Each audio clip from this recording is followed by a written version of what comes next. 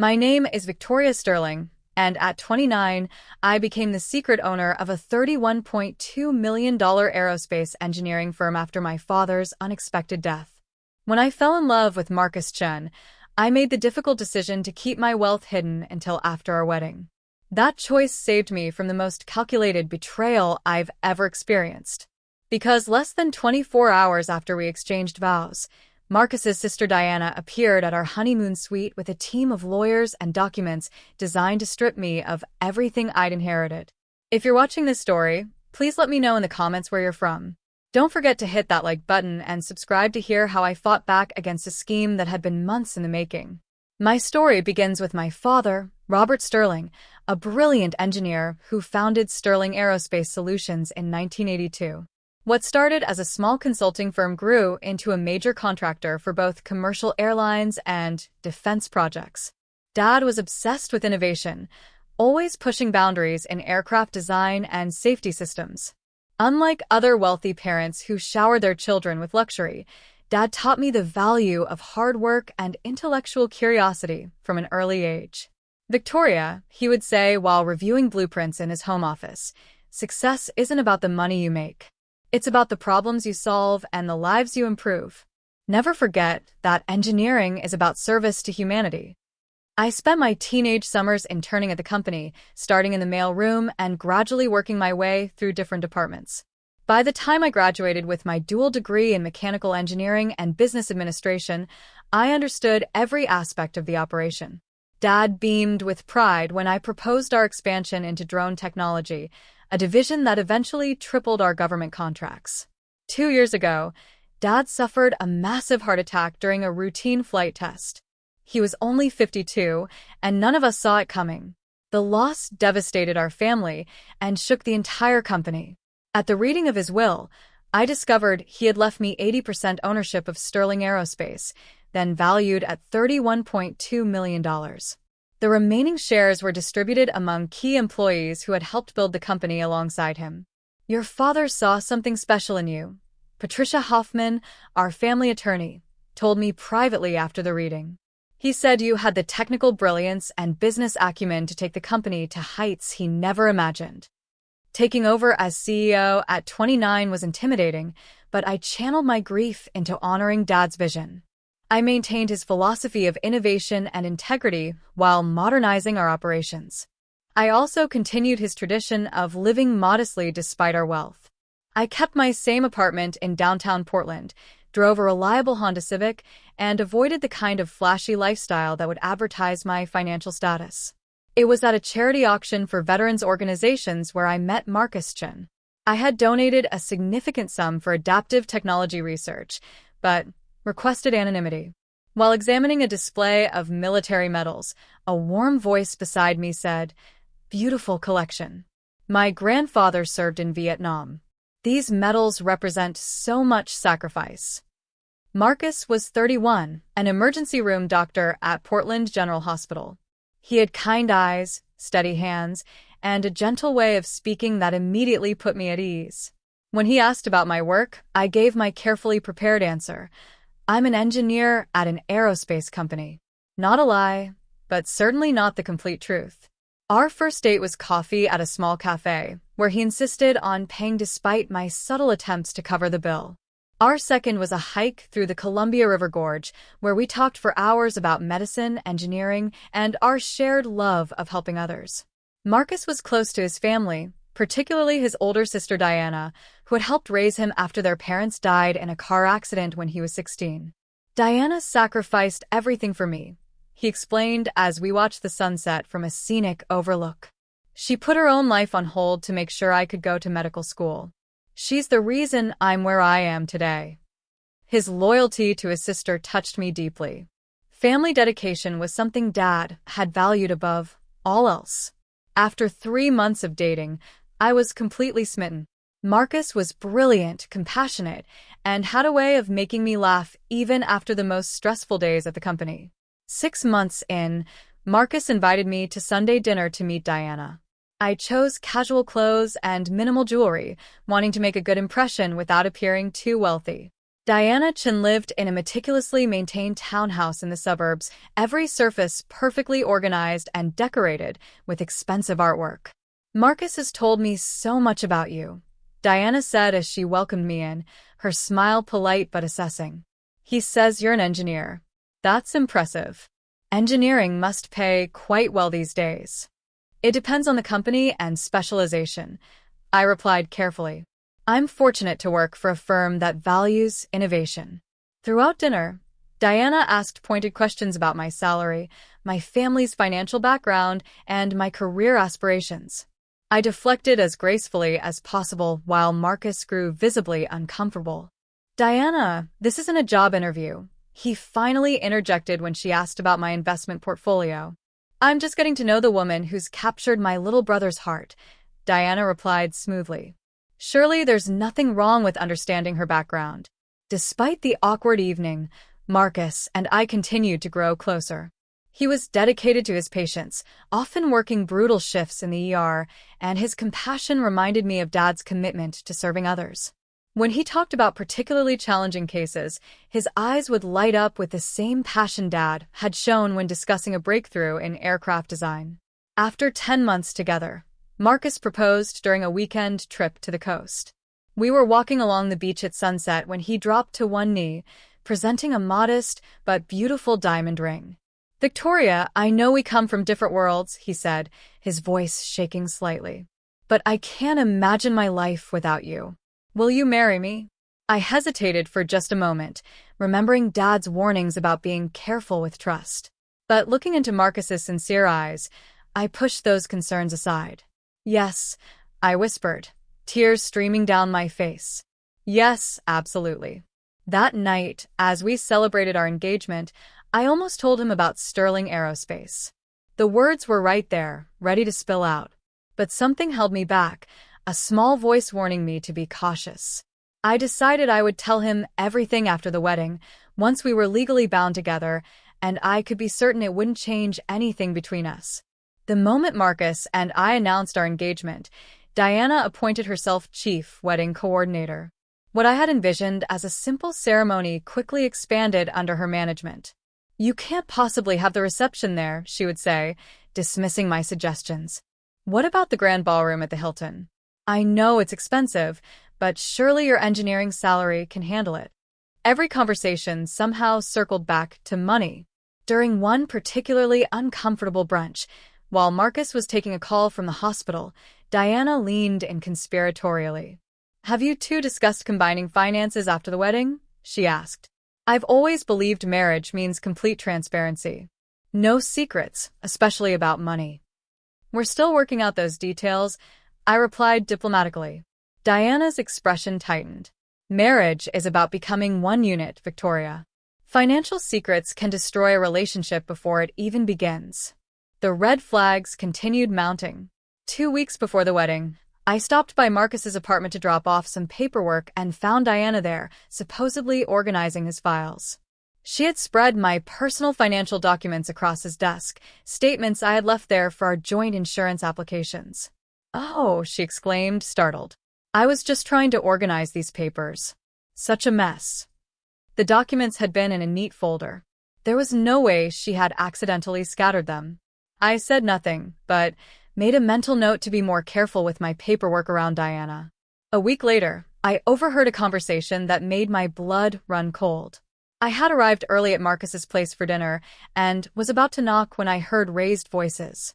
"You need to ask her about her assets," Diana was saying. "I've seen those investment statements. She's clearly doing better financially than she's letting on." "Diana, that's not why I'm marrying her," Marcus replied, sounding frustrated. "Of course not, sweetie. But there's nothing wrong with ensuring you're both protected. Marriage means shared assets. That's just how it works."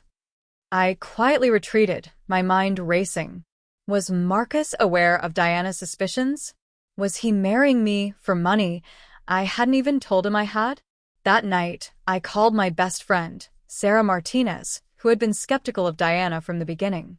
"I don't know if I'm being paranoid," I confessed after telling her about the conversation. "You're not paranoid," Sarah said firmly. "Diana sees you as a meal ticket. The question is whether Marcus is involved or just naive. What should I do? Trust your instincts. If something feels wrong, it probably is.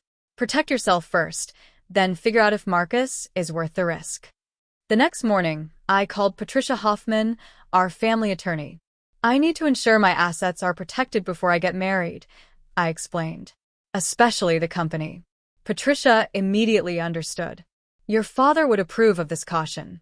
Too many people let emotion override financial prudence. We established multiple protective measures, an irrevocable trust for my company shares, comprehensive prenuptial agreements, and legal structures that would make it virtually impossible for anyone to claim ownership of Sterling Aerospace without my explicit consent through very specific legal channels. This feels deceptive, I admitted to Patricia. Shouldn't marriage be built on complete honesty? Honesty is earned over time, she replied. Your father didn't share certain business details with your mother until they'd been married for years. Protect the company first, then share information when you're ready. As the wedding approached, my anxiety grew. Diana made increasingly pointed comments about Marcus marrying well and how success in the family benefits everyone. Each remark strengthened my resolve to keep my wealth private until I could be certain of both Marcus's and Diana's true intentions. The night before our wedding, lying alone in my hotel room, I wondered if I was making a terrible mistake. Not about marrying Marcus. I truly loved him, but about starting our marriage with such a massive secret. The weight of my $31.2 million company felt like a storm cloud hanging over what should have been the happiest time of my life. Our wedding day dawned clear and beautiful, with October sunshine streaming through the windows of the historic mansion we'd rented for the ceremony. I had chosen an elegant but understated dress, ignoring Diana's suggestions for something more befitting my position. The ceremony was scheduled for 3 p.m. in the mansion's garden, with reception to follow in the ballroom. I had quietly covered most of the expenses through a wedding planner sworn to secrecy, while maintaining the illusion that we were splitting costs evenly. Sarah arrived early to help with preparations, bringing champagne and endless moral support. You look stunning, she said as the makeup artist finished her work. Are you ready for this? I think so, I replied, smoothing my dress. I love Marcus. Everything else we can figure out. And have you decided when you'll tell him about Sterling Aerospace? During our honeymoon, I confirmed. We're staying at that resort in Bend. I'll explain everything then, including why I kept it secret. Sarah squeezed my hand. For what it's worth, I think Marcus genuinely loves you. It's just Diana I don't trust. At the venue, everything looked perfect. White roses and greenery lined the aisle, and the autumn light would provide a gorgeous backdrop for our vows. Guests began arriving. My small circle of close friends, Marcus's colleagues from the hospital, and various family members. Diana appeared in a navy blue dress that somehow managed to look both elegant and martyred. She surveyed the decorations with a critical eye before approaching me in the bridal suite. Victoria, dear, she said, air-kissing my cheek. Such a lovely, intimate ceremony. Very modest. It's perfect for us, I replied firmly. Of course. And after today, we'll all be family. Her emphasis on family sent a chill down my spine. Families share everything, don't they? Resources, responsibilities, opportunities. Before I could respond, the wedding coordinator announced it was time for the processional. Diana grasped my hands with surprising strength. I'm so looking forward to having a successful daughter-in-law, she said, her eyes calculating. Marcus deserves every advantage after everything he's been through. The ceremony itself was beautiful. When Marcus saw me walking down the aisle, his face lit up with pure joy. His hands were trembling as he took mine, and his voice cracked with emotion during his vows. Victoria, you came into my life when I least expected it and changed everything, he said. You challenged me to be better, to think bigger, to love deeper. I promise to support your dreams, protect your heart, and stand by you through whatever comes. In that moment, I believed him completely. Whatever Diana's schemes might be, Marcus's love felt genuine and deep. After the ceremony, during our first dance, I almost confessed everything. The weight of the secret pressed against my chest as Marcus held me close. "I have something important to tell you," I began softly. "What is it?" he asked, his eyes warm and attentive. Before I could continue, the DJ announced it was time for the father-daughter dance. Since Dad had passed away, my uncle stepped in to honor that tradition. The moment for confession slipped away. Throughout the reception, I noticed Diana engaged in intense conversations with various guests, including several of my employees who had no idea I owned the company. She seemed to be gathering information, piece by piece. During the cake cutting, Diana clinked her glass for attention. "I'd like to make a toast," she announced. "To Marcus and Victoria. May your union bring you both the prosperity and security you deserve. May you always share your blessings as true partners should." Several guests looked puzzled by the odd phrasing of her toast. Marcus shifted uncomfortably beside me. As the evening wound down, Diana approached us with a manila envelope. "A little wedding gift," she explained, handing it to Marcus. "Just some paperwork for you both to review tomorrow. Nothing urgent." Marcus accepted the envelope with a questioning look. "Thanks, Dee." "What kind of paperwork?" "Just some legal documents I had prepared. Insurance forms, beneficiary updates, that sort of thing. We can discuss it after your honeymoon." Later, as we prepared to leave for our resort in Bend, I caught a moment alone with Marcus. "Your sister seems very focused on our financial situation," I commented carefully. Marcus sighed. "Diana's been obsessed with security since our parents died. She's convinced everyone's one disaster away from losing everything." "Promise me something," I said, taking his hands. "Promise that whatever decisions we make about our future, they'll be ours, not your sister's." "I promise," he said, kissing me softly. "You're my wife now. You come first." We arrived at the resort around midnight, both exhausted but happy. The suite I had booked overlooked the Cascade Mountains, with floor-to-ceiling windows and a private balcony. "This is incredible," Marcus said, wrapping his arms around me as we looked out at the starlit peaks. "Just you and me." That night, as we consummated our marriage, I pushed away all thoughts of secrets, companies, and interfering sisters-in-law. For those precious hours, we were simply Victoria and Marcus, two people who loved each other starting their life together. If only that peace could have lasted longer than breakfast. We woke late the next morning to sunshine streaming through the windows. Marcus kissed me tenderly. "Good morning, Mrs. Chun," he murmured. "Good morning, husband," I replied, savoring the moment. We had planned to spend 3 days at the resort, hiking, relaxing, and enjoying each other's company. I had decided to tell Marcus about Sterling Aerospace that evening over dinner at the resort's private dining room. After a leisurely breakfast on our balcony, Marcus's phone buzzed with an urgent text. He frowned at the screen. "It's Diana. She says there's an emergency at my apartment. A burst pipe flooding the place. She needs us to come back immediately." "Can't she handle it?" I asked, disappointed. "Or call a plumber?" "She says the building manager needs the tenant present for insurance purposes," Marcus explained, already moving toward our luggage. "Imshuri, bi. We can come back tonight." Something felt off, but I couldn't argue with a potential disaster. We packed quickly and checked out, promising to return that evening. The drive back to Portland took 2 hours. As we approached Marcus's apartment complex, I noticed there were no maintenance vehicles, no signs of water damage, nothing to indicate a plumbing emergency. "That's strange," I commented. "You'd think there would be more activity for a major water leak." Marcus checked his phone again. "Diana says she's waiting upstairs. Maybe they got it under control quickly." The moment we entered the apartment, I knew we'd been manipulated. There was no water damage. Instead, Diana sat on the couch beside a distinguished-looking woman in a business suit, with a man in his 40s holding a briefcase. "What's going on?" I demanded, looking between them. "Where's the plumbing emergency?" "I apologize for the small deception," Diana said, not looking apologetic at all. "But this is actually a different kind of emergency. A financial one that requires immediate attention." The woman stood, extending her hand. "Catherine Walsh, family law attorney. Congratulations on your marriage, Mrs. Chen." I didn't shake her hand. What is this about? Diana's pleasant facade dropped instantly. This is about honesty in marriage, Victoria. Or should I say, Ms. CEO of Sterling Aerospace Solutions. My blood turned to ice. Marcus looked shocked, then confused. What are you talking about, Diana? Diana smiled triumphantly. Your wife has been lying to you, Marcus.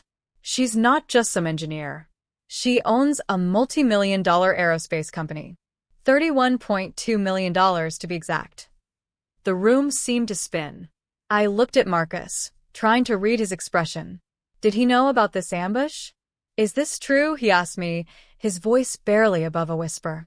Before I could answer, Diana continued her assault. Ms. Walsh has prepared the appropriate documents to ensure proper asset division now that you're legally married. This is standard procedure for high-net-worth individuals. She gestured to a stack of papers on the coffee table. Since you're now husband and wife, it's time to formalize the financial partnership. I found my voice. You orchestrated this. A fake emergency to ambush me with legal documents the day after my wedding. I protected my brother, Diana shot back, from entering a marriage built on deception. I turned to Marcus, whose face had gone pale. Did you know about this? He hesitated just long enough to break my heart. I knew Diana had concerns about your background. She mentioned you might have more assets than you disclosed. But I didn't know about this meeting. You discussed it, I said flatly. You and your sister talked about getting access to my money. It wasn't like that, Marcus protested. Diana said it was important to have financial transparency in marriage. I agreed we should be honest with each other. Catherine Walsh cleared her throat. Perhaps we could focus on the legal documents. These forms would establish joint ownership of Sterling Aerospace, which is appropriate given your new marital status. I laughed bitterly. Joint ownership? You mean giving half my company to people I've known for less than a year? Giving half to your husband, Diana corrected. And ensuring family security. Surely you understand the importance of that. The briefcase man spoke for the first time. I'm Charles Morrison, financial advisor. These arrangements are quite common in marriages where there's a significant asset imbalance. Nothing about this is common, I snapped. This is attempted theft dressed up as legal paperwork. Diana stood, her composure cracking. Theft? You're the one who lied about your assets. You tricked Marcus into marriage under false pretenses. I protected my father's legacy, I fired back. And clearly, I was right to be cautious. I turned to Marcus, who looked shell-shocked. And you? Did you marry me for my money? Money you didn't even know I had. No, he said desperately. I married you because I love you. I had no idea about the company, Victoria. I swear. But you knew something, I pressed. You knew Diana suspected I had money, and you agreed I should share it. Marcus had no answer. His silence was damning. I grabbed my purse. I'm leaving. Right now. Diana stepped toward me. If you walk out without signing, you'll regret it. I'll make sure everyone knows what kind of person you really are. I paused at the door. And I'll make sure everyone knows what kind of person you are, Diana. Which story do you think will sound worse? Without waiting for an answer, I looked at Marcus one last time. I thought you were different. I thought what we had was real. Then I walked out, slamming the door behind me. I drove aimlessly through Portland for over an hour, tears blurring my vision. Eventually, I found myself at Sarah's apartment. She took one look at my face and pulled me inside. What happened? She asked, settling me on her couch. You're supposed to be on your honeymoon. Through broken sobs, I told her everything. Diana's investigation, the fake emergency, the legal ambush, Marcus's betrayal. Sarah listened without interrupting, her expression growing darker with each detail. That manipulative witch, she finally exploded. And Marcus, how could he be so naive? I don't know what to do, I admitted. I'm married to someone who apparently conspired with his sister to get access to my company. Call Patricia immediately, Sarah insisted. This is exactly why your father taught you to be cautious. I nodded, pulling out my phone. Patricia answered on the first ring, and her reaction was swift and decisive. Come to my office tomorrow morning, she instructed. Don't communicate with either of them until we've talked. And Victoria, your father would be proud of how you handled this. That night, I stayed in Sarah's guest room, my phone buzzing constantly with calls and texts from Marcus. Each voicemail was more desperate than the last. Victoria, please call me back. This isn't what it looked like. I had no idea Diana was planning this. Please believe me. I don't care about the company. I just want you. I couldn't bring myself to listen to all of them. My wedding ring felt like a weight on my finger. I slipped it off and placed it on the nightstand. The next morning, Patricia welcomed me into her office with kind but sharp eyes.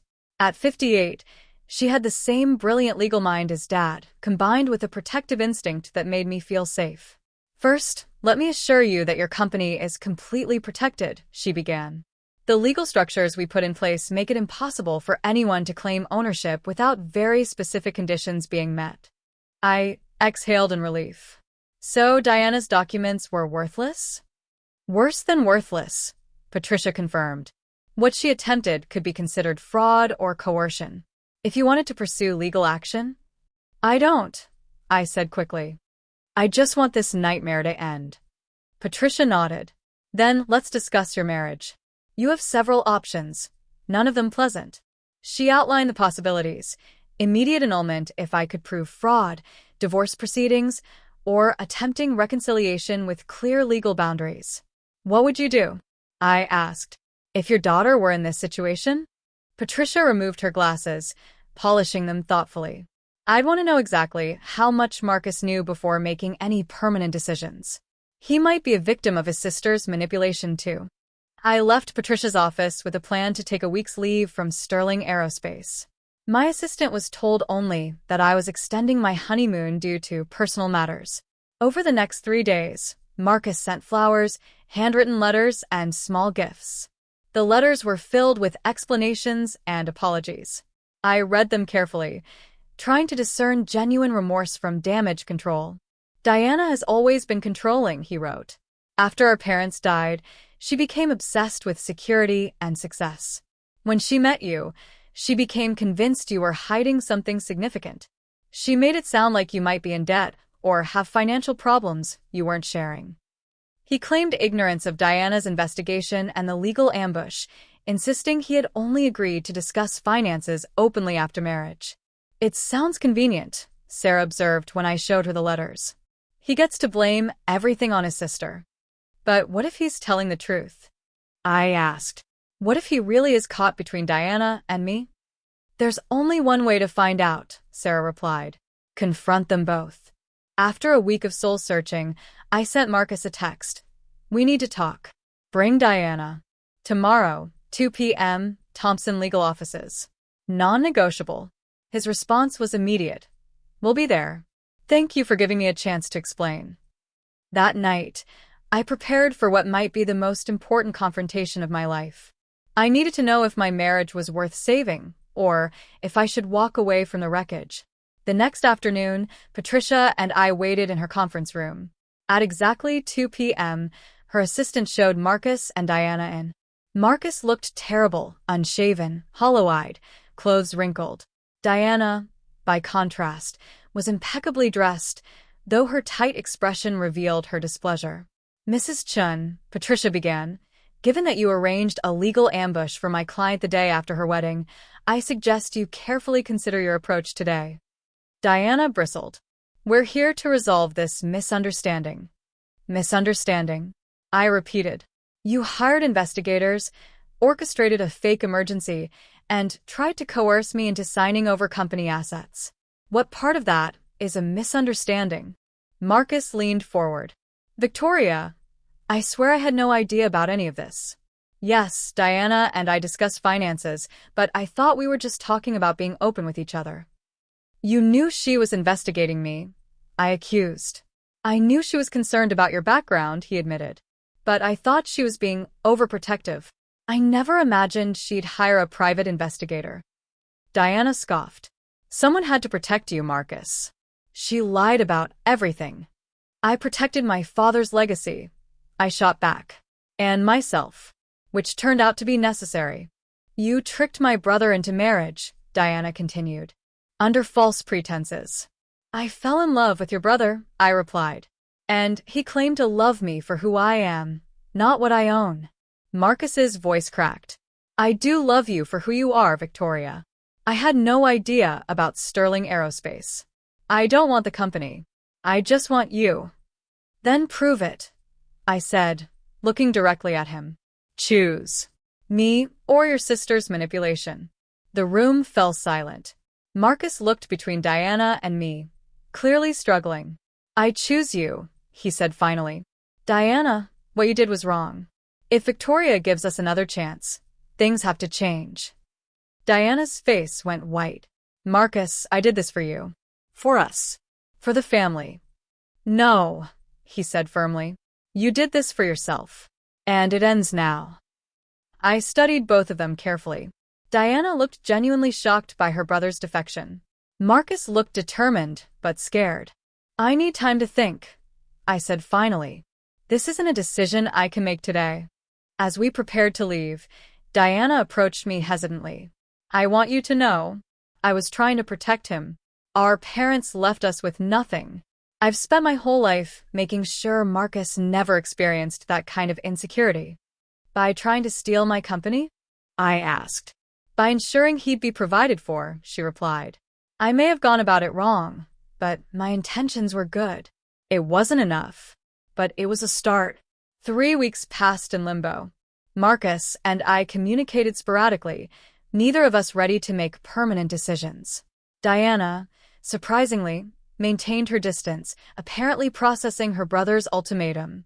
One evening, Marcus called with an unexpected request. Victoria, I want to understand your company. Really understand it.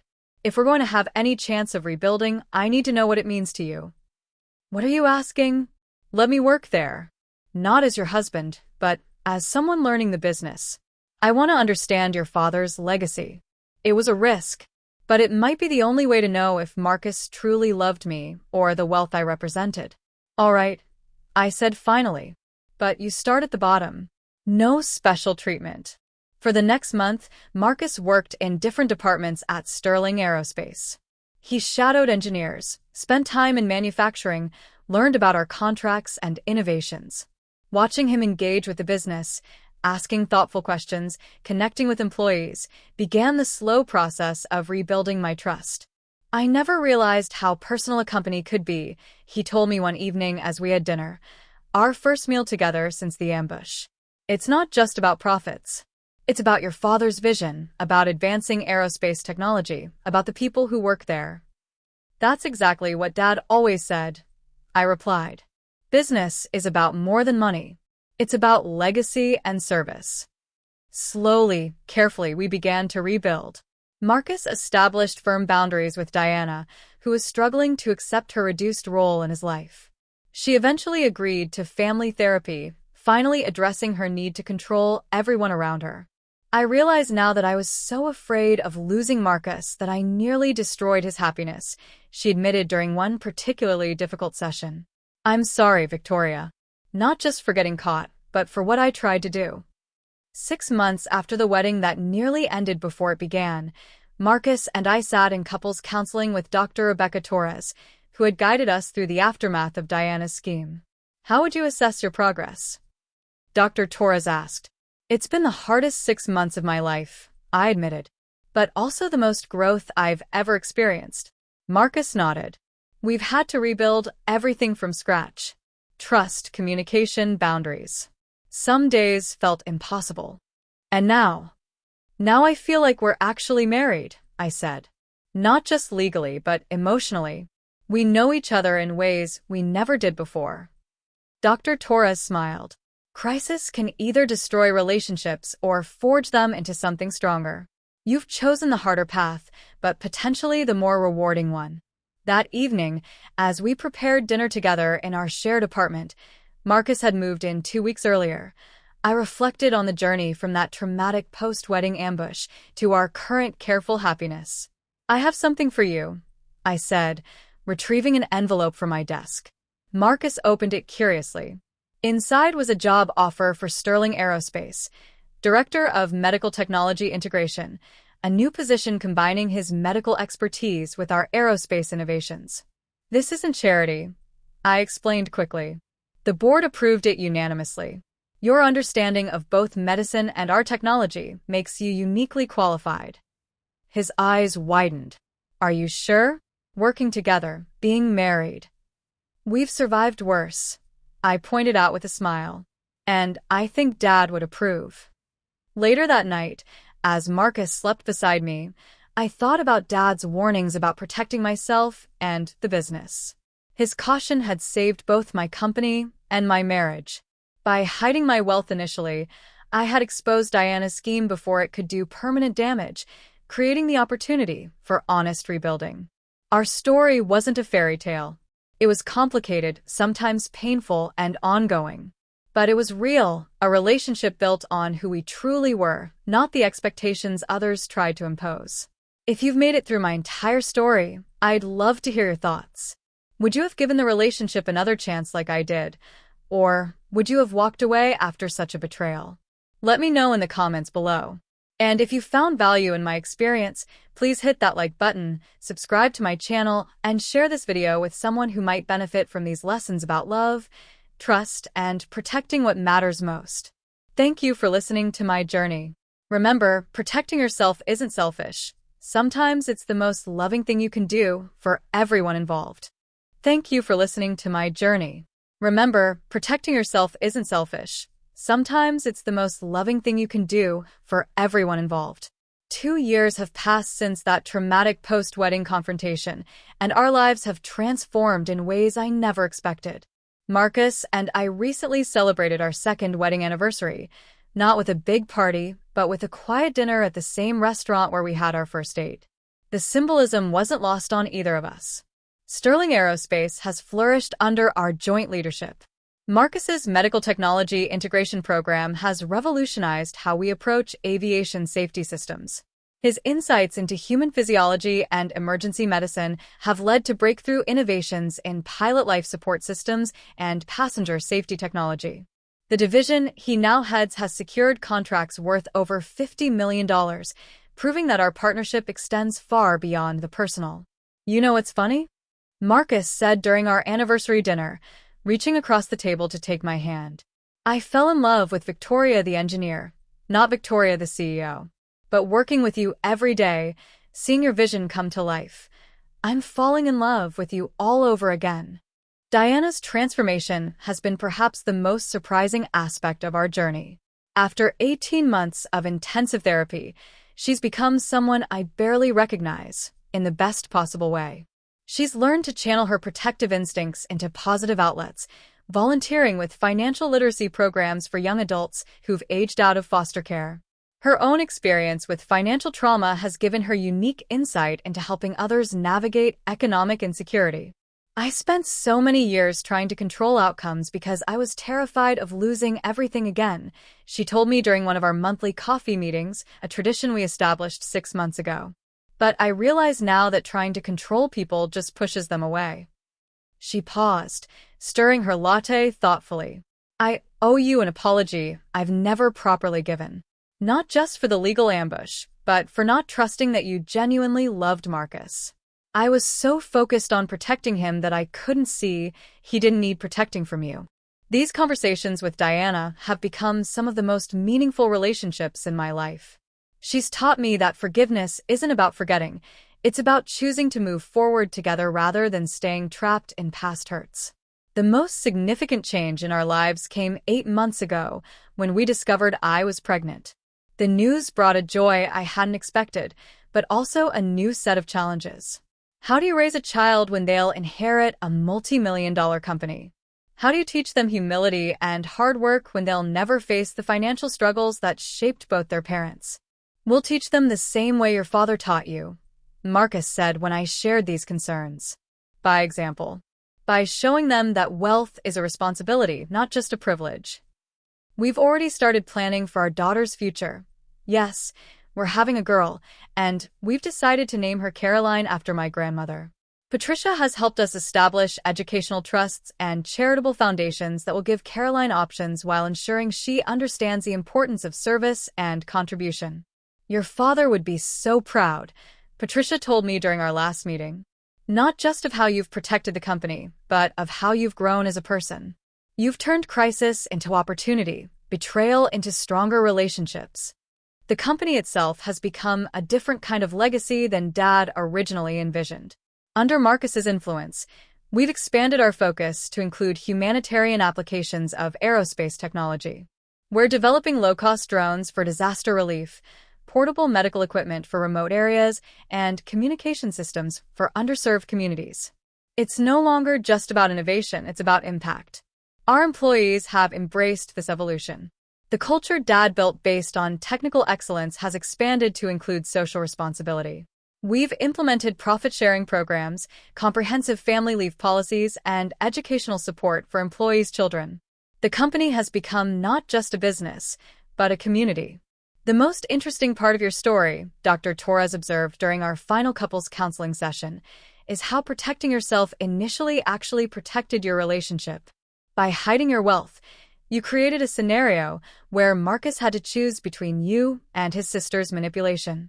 That choice revealed his true character. She was right. If I had disclosed my wealth from the beginning, Diana's scheme might have been more subtle, more effective. Marcus might have been gradually influenced rather than shocked into a clear decision.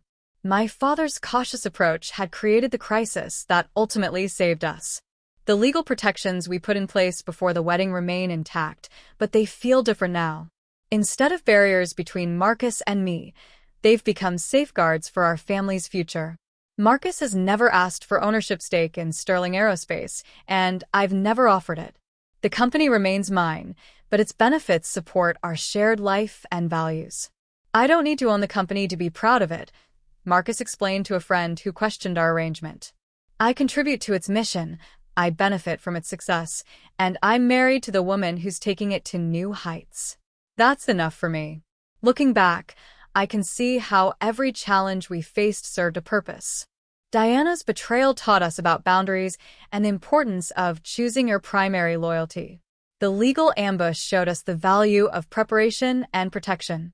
The months of rebuilding demonstrated that trust, once broken, can be repaired, but only through consistent action and genuine change. Our story has become something of a cautionary tale in our social circle.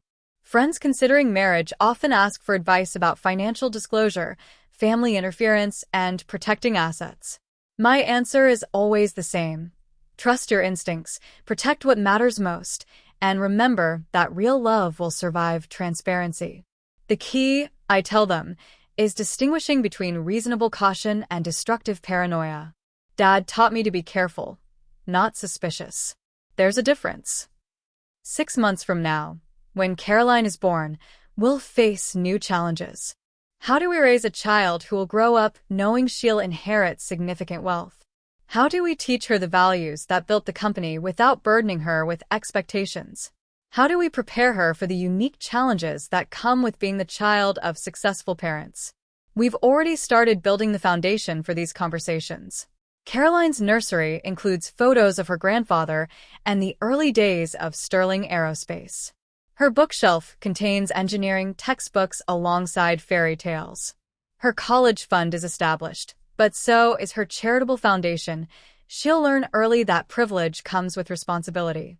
I want her to know she has choices, I told Marcus as we painted the nursery walls. She can take over the company, or she can become a doctor like her father, or she can choose something completely different. But whatever she chooses, she'll understand that her life has been shaped by the work and sacrifice of people who came before her. Marcus smiled, setting down his paintbrush. She'll also know that her parents' love story started with deception and nearly ended in betrayal, but became something beautiful through honesty and commitment. The irony isn't lost on me. The secret that nearly destroyed our marriage became the foundation for building something stronger. The wealth I was afraid to reveal became the means for creating positive change. The sister-in-law who tried to steal from me became one of my closest allies. As I write this, Sterling Aerospace is preparing for its biggest expansion yet. We've secured a contract to develop next-generation air traffic control systems, work that will employ hundreds of people and advance aviation safety for decades to come. Marcus's medical technology division is partnering with international aid organizations to provide emergency medical equipment to disaster zones worldwide. The company Dad built in his garage has become something larger than he ever imagined, not just financially, but in terms of its impact on the world. And the wealth that once felt like a burden has become a tool for service and innovation. My advice to anyone facing similar challenges is this: protect what matters, but don't let protection become isolation. Trust carefully, but don't let caution become cynicism. Remember that real love and genuine partnership can survive almost anything, including the truth about who you really are. The woman who walked down that aisle 2 years ago, hiding a $31.2 million secret, was terrified of being loved for the wrong reasons. The woman typing these words has learned that being truly known, wealth, flaws, fears, and all, is the only foundation for lasting love. Our story isn't over. Caroline will add new chapters, new challenges, new opportunities to choose love over fear. But the foundation we've built through crisis and rebuilding will serve us well in whatever comes next. If you're facing your own challenges with trust, family interference, or financial secrecy, remember that crisis often reveals character, both yours and others. The people who stand by you through difficulty are the ones worth building a life with. The ones who try to exploit your vulnerabilities are the ones you need to protect yourself from. Most importantly, remember that protecting yourself isn't about shutting people out. It's about creating space for the right people to prove themselves worthy of your trust. Sometimes the most loving thing you can do is give someone the opportunity to show you who they really are. Thank you for following our journey. Here's to choosing love, building trust, and protecting what matters most, not just for ourselves, but for the generations that follow. And if you're curious about updates on our family or Sterling Aerospace, make sure to subscribe and hit that notification bell. Our story continues, and I'd love to have you along for the ride.